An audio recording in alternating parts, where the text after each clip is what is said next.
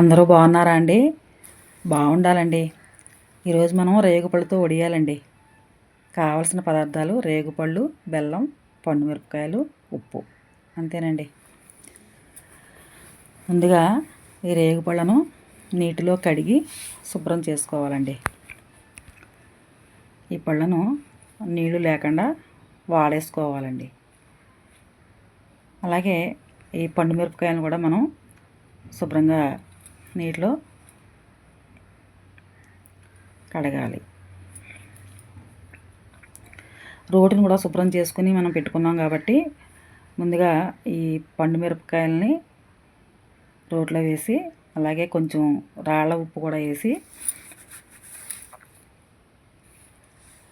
ఈ రెండిటిని మెత్తగా దంచుకోవాలండి.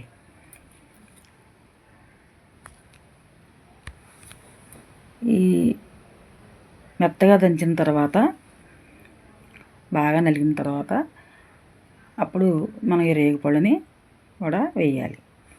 మొత్తం అన్నీ పట్టవు కాబట్టి 2 భాగాలుగా దంచుకోవాలి. ఇప్పుడు మనం సగం వేసుకుందాం.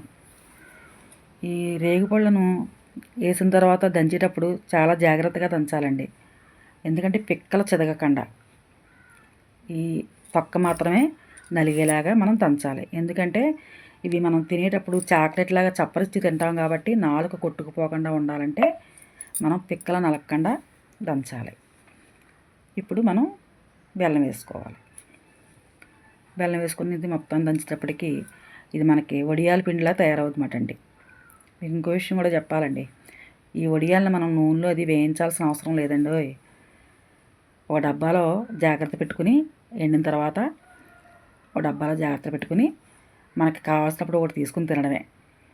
కాకపోతే తడి తగలకుండా జాగ్రత్త చేసుకోవాలి.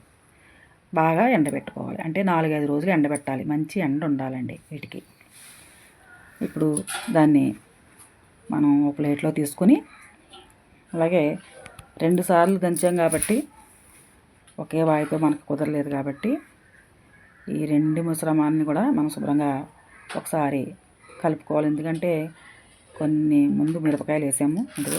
అందులో వెనకాల దాంట్లో తక్కువగా ఉన్నాయి కాబట్టి ఇలా కలుపుకొని మనం పాలిథిన్ కవర్ తీసుకుని ఎండలో ఇలా వడియాలుగా పెట్టుకోవాలండి. 4-5 రోజులు ఎండిన తర్వాత అవి తీసుకుని డబ్బాలో జాగ్రత్త పెట్టుకుంటే మనకు కావాల్సినప్పుడు ఒకటి తీసుకుని తినచ్చండి.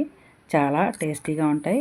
పుల్లపుల్లగా, ఉప్పుగా, కారంగా, తీపిగా అలా వస్తాయి మటన్ వడియాలు. మీరు కూడా ట్రై చేసి చూడండి. ఉంటానండి మరి.